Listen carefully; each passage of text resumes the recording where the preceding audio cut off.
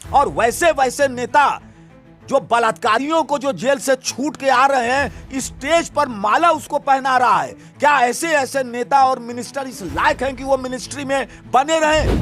कि जो birth certificate पीड़िता की पेश की जा रही है कि वो 15 साल की है, तो whether that birth certificate is genuine और फेक, या जो सर्टिफिकेट जो कुलदीप सिंह सेंगर की बेटी कह रही हैं कि साहब वो बालिग थी, तो वो सर्टिफिकेट फेक है या जेन्युइन है?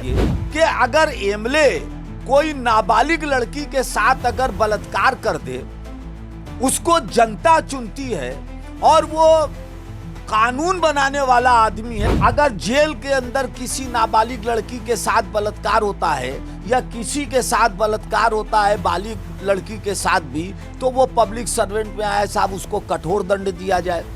इन्वेस्टिगेटिंग एजेंसी भी हमारी फ्री एंड फेयर पूरी तरह नहीं है। सीबीआई भी दबाव में है। किसके दबाव? सीबीआई भी सरकार के दबाव में है। सीबीआई भी सरकार के दबाव में है। ईडी भी सरकार के दबाव में है।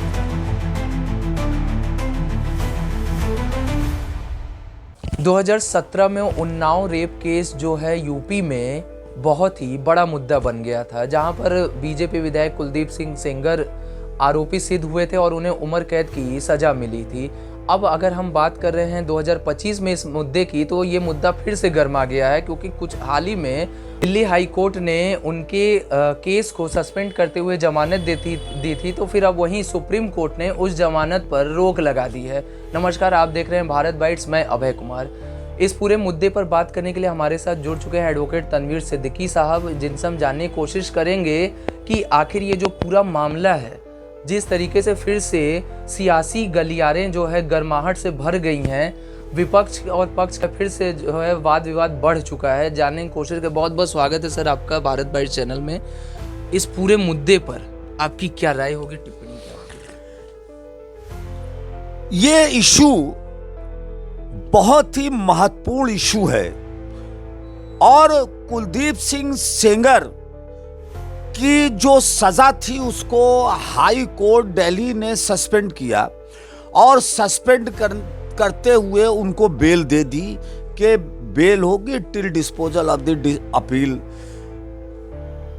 तो उनको इस ग्राउंड पर बेल दे दिया कि जो एमएलए हैं वो पब्लिक सर्वेंट के उसमें नहीं आते परिभाषा में, और बाकी जो पॉक्सो के सेक्शन में उसमें 8 साल की सजा है। चूंकि 7 ईयर से ये जेल में हैं, 7 साल से, लिहाजा इन ग्राउंड्स पे उन्होंने हाई कोर्ट ने बेल दे दिया।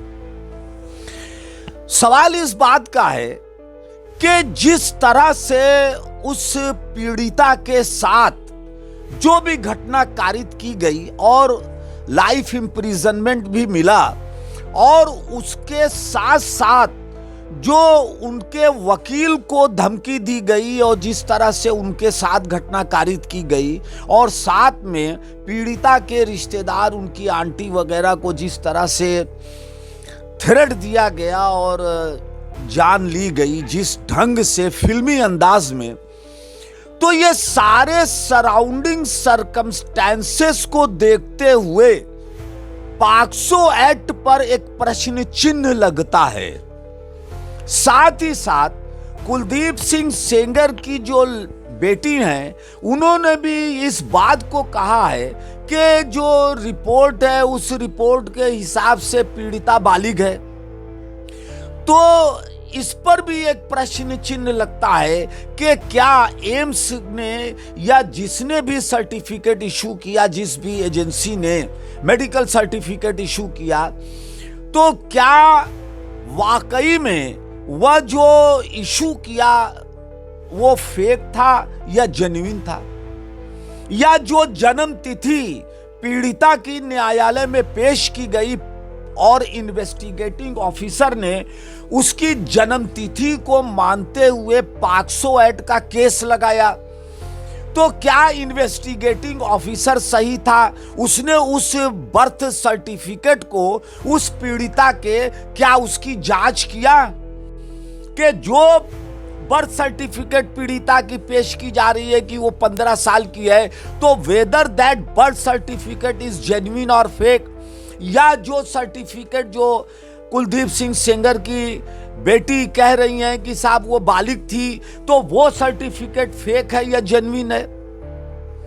और सीबीआई ने जो इंक्वायरी किया, जो इन्वेस्टिगेशन किया, उसके बारे में भी ट्रायल कोर्ट ने टिप्पणी किया है। तो ये एक बहुत ही चिंतनीय विषय है कि इस केस में एक तरफ तो सरकार कटघरे में है और सरकार किस तरह से जो इस तरह की विभत्स और इस तरह की घटना कारित करने वाले जो लोग हैं, तो उनकी एजेंसी किस तरह से उनके बचाव में उतरती है। तो ये एक इसका जो है दृष्टांत है और ये एक सामने पब्लिक के है। दूसरी बात कि हमारी इन्वेस्टिगेशन फ्री एंड फेयर नहीं है, स्टैंडर्ड नहीं है, यह भी एक प्रश्न इसमें आया। तीसरी बात जो इंपॉर्टेंट है कि जो बर्थ सर्टिफिकेट इशू किए जा रहे हैं, उस बर्थ सर्टिफिकेट के बारे में भी कि वो कौन एजेंसी है जो बर्थ सर्टिफिकेट इशू कर रही है और या किस तरह से बर्थ सर्टिफिकेट के थ्रू पॉक्सो एक्ट लगाया जा रहा है या नहीं लगाया जा सकता, यह भी एक प्रश्न का विषय है। पॉस्को में पब्लिक सर्वेंट का भी हवाला दिया गया कि पब्लिक सर्वेंट है इसलिए उनको रिलीफ। तो ये कहा गया है कि पब्लिक सर्वेंट की जो डेफिनेशन आई, उस डेफिनेशन में ये आई कि एमएलए जो है पब्लिक सर्वेंट नहीं है। तो अब सुप्रीम कोर्ट को, माननीय उच्चतम न्यायालय को इस डेफिनेशन पे गौर करना चाहिए कि अगर एमएलए कोई नाबालिग लड़की के साथ अगर बलात्कार कर दे, उसको जनता चुनती है और वो कानून बनाने वाला आदमी है, वो विधानसभा में कानून पास होता है, पार्लियामेंट में कानून पास होता है, तो अगर उनको पब्लिक सर्वेंट में नहीं लाया गया तो एक अगर जेल के अंदर किसी नाबालिग लड़की के साथ बलात्कार होता है या किसी के साथ बलात्कार होता है बालिग लड़की के साथ भी, तो वो पब्लिक सर्वेंट में आए साहब, उसको कठोर दंड दिया जाए। और एमएलए जो लायबल है जनता के प्रति, जो विधानसभा में हाथ उठा के कानून पास कराता है, वो पब्लिक सर्वेंट में नहीं आएगा। तो यह सुप्रीम कोर्ट, माननीय उच्चतम न्यायालय को अपने इस निर्णय को रिकंसीडर करना होगा कि एमएलए, एमपी और राज्यसभा के जो सदस्य हैं, ये सब लोग पब्लिक सर्वेंट माने जाएं, ताकि यह जो जनता के प्रतिनिधि हैं, ये अगर किसी तरह का अपराध कारित करते हैं तो ये कानून के फंदे से न बचें। जिस तरीके से इस पूरे मामले में कई लूप होल्स दिख रहे हैं और बयान आया सीजीआई साहब का कि जजों से भी गलती हो जाती है, तो इस पूरे मामले में कहीं ना कहीं जो है न्यायपालिका से जो है आम जनता का कहीं ना कहीं भरोसा उठता जा रहा है। देखिए, न्यायपालिका के लगातार जिस तरह से जजमेंट्स आ रहे हैं और वो जजमेंट्स पब्लिक के डोमेन में हैं, और जिस तरह से न्यायाधीश टिप्पणी कर रहे हैं और उनकी टिप्पणियां, प्रीजुडिस्ड टिप्पणियां, वन साइडेड जिस तरह से अखबारों में छप रही हैं और टीवी चैनल्स पे आ रही हैं, तो इससे एक बात साबित होती है कि हमारी न्यायपालिका में जो न्यायाधीशों का चयन है, जो प्रक्रिया है और जो कोलोजियम सिस्टम के थ्रू जो न्यायाधीश आ रहे हैं, ये न्यायाधीश उस मानक पे खरे नहीं उतर रहे हैं। मतलब कहीं ना कहीं आप भी इस बात को मान रहे हैं? बिल्कुल मानने की बात है। तो सारा देश, सारी दुनिया देख रही है कि किस तरह से न्यायपालिका के अंदर न्यायाधीश किस तरह से टिप्पणी कर रहे हैं, जजमेंट दे रहे हैं, और किस तरह से उनका बैकग्राउंड आप देखें ना। जिस जज ने ये कुलदीप सिंह सेंगर को ये रिलीफ दिया है, आप उस जज का बैकग्राउंड देखें, आप सुप्रीम कोर्ट के उन जजों का बैकग्राउंड देखें जिन्होंने लगातार जजमेंट सरकार के पक्ष में दिए हैं। मतलब उनका बैकग्राउंड देखिए। मतलब आपका ये बयान है कि सरकार की मिलीभगत है? हम मिलीभगत नहीं कहते, हम ये कहते हैं कि कोलोजियम में जो जजों का है वो कहीं ना कहीं से सरकार के दबाव में और कहीं ना कहीं से परिवारवाद है और कहीं ना कहीं से योग्य जजों को नहीं लाया जा रहा है बेंच में। ये उसी का नतीजा है। पर सिद्दीकी साहब, इस पूरे मामले में आम जनता की बात करें या महिलाओं की बात करें, सब में ये था कि हाई कोर्ट जो है सरकार से बिकी पड़ी हुई है। अब हम ये नहीं कह सकते क्योंकि अच्छे जजेस भी हैं हमारे न्यायपालिका में, ईमानदार और अच्छे जजेस भी हैं, इससे इनकार नहीं किया जा सकता। आप पूरे इंस्टीट्यूशन को की ब्रांडिंग नहीं कर सकते। पर सीजेआई साहब जब कहें कि जजों से गलती हो जाती है तो कहीं ना कहीं चिंगारी को हवा मिल गई। भाई, जजों से गलती अगर हो जाती है तो कितने जजों से गलती हो जाती है। अगर हर जज इसी तरह की बात करता रहे और इसी तरह से निर्णय देता रहे और इसी तरह सुप्रीम कोर्ट के चीफ जस्टिस साहब कहते रहें कि भाई जजों से गलती हो जाती है, तो आप एक बात बताइए, तो कितने लोगों को इस तरह से कहा जाएगा। यशवंत वर्मा वाले केस में देखिए, आज तक न एफआईआर हुई और न कुछ हुआ, वो कहीं कोई मामला नहीं बना।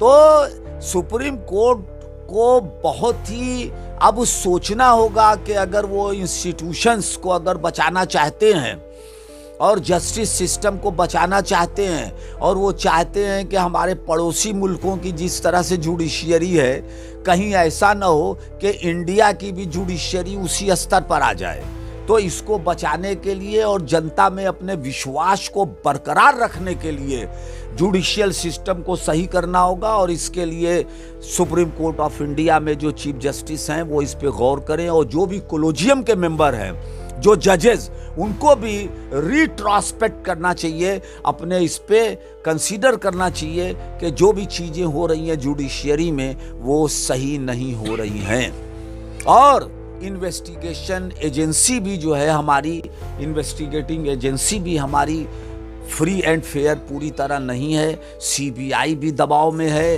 किसके दबाव में? सीबीआई भी सरकार के दबाव में है। सीबीआई भी सरकार के दबाव में है। ईडी भी सरकार के दबाव में है। मगर इनको समझना चाहिए, ईडी हो चाहे सीबीआई हो चाहे जुडिशियरी हो चाहे हम हो चाहे आप हो चाहे एमएलए हो चाहे एमपी हो, हमें आपको यह समझना चाहिए कि हम इस देश के नागरिक एवं जनता के प्रति जवाबदेह हैं। आईएएस अधिकारी सरकार के प्रति सिर्फ जवाबदेह नहीं है, बल्कि वो जनता के प्रति भी जवाबदेह है, संविधान के प्रति जवाबदेह है। उसकी देशभक्ति इस बात पर आती है कि वो क्या रियल देशभक्त है जो इस देश के इंस्टीट्यूशंस को कमजोर कर रहा है, जो इस देश की जुडिशियरी को जो कमजोर कर रहा है। क्या वो रियल पैट्रियट है? क्या इस देश के अंदर जो इन्वेस्टिगेटिंग एजेंसी को पोल्यूट कर रहा है, मैलाफाइड इंटेंशन से कुर्सी पर बैठ के काम कर रहा है, क्या वो रियल देशभक्त है?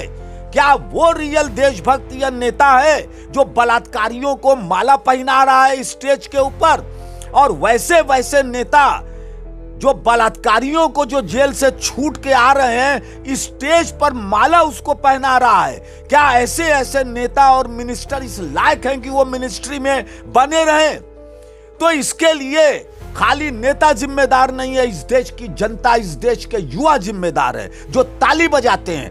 ताली बजाने वाले भी उसी तरह के कल्प्रिट हैं, कॉम्प्लिसिट हैं, जो उन नेताओं को माला पहनाते हैं, और वो माला भी उसी तरह पहनाने वाले जो बलात्कारियों को माला पहनाते। वो कौन लोग हैं जिन्होंने ऐसे बलात्कारी और गुंडों को वोट दिया? आप नेता को बुरा भला कहते हैं, मगर इस देश की उन वोटर्स को नहीं करते जो बलात्कारियों को जान के कि इसके ऊपर 36 केस है, इसके ऊपर 86 केस है, इसके ऊपर 10 मर्डर का केस है, बलात्कार का केस है, उसके बाद भी वो वोट देते हैं। तो जो वोट देते क्या हैं, डेमोक्रेसी आपने बना लिया है, मजाक बना लिया है डेमोक्रेसी का। सिद्दीकी साहब जो वोट देते हैं वो तो सिर्फ एक पार्टी देख रहे हैं। पार्टी नहीं देख रहे हैं, वो वोट देने के जो उनको वोट देने की जो पावर मिली हुई है अगर यही हाल रही तो एक ऐसा तानाशाह इस देश के अंदर आ जाएगा कि वोट के सिस्टम को ही खत्म कर देगा। तो ये जो जनता पार्टी देख के उछल रही है कि हमको वोट देने का अधिकार है, वोट देने का अधिकार है, अगर आपने अपना वोट सही तरीके से देना नहीं सीखा, आप इस लायक नहीं है कि आप वोट सही कैंडिडेट को दें, तो एक समय आएगा कि आप अपने वोट से ही तानाशाह को वोट देंगे और वोट दे के उसको जिताएंगे। वो तानाशाह सारे इंस्टीट्यूशन को खत्म कर देगा और आपके वोट के अधिकार को भी खत्म कर देगा। आप एक दास और गुलाम बन के घूमेंगे।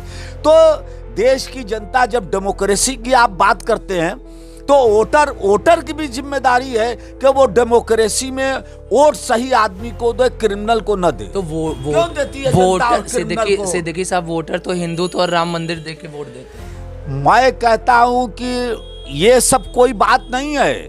बात ये है कि फ्री बीस पर वोट मिल रहा है, भावनाओं पर वोट दे रही है जनता। यही भावना है ना। सारी चालाकी जनता के पास है। चाय के होटल में बैठ के जनता बड़ी बड़ी बात करती है और उसके बाद जाके बलात्कारी को वोट देती है।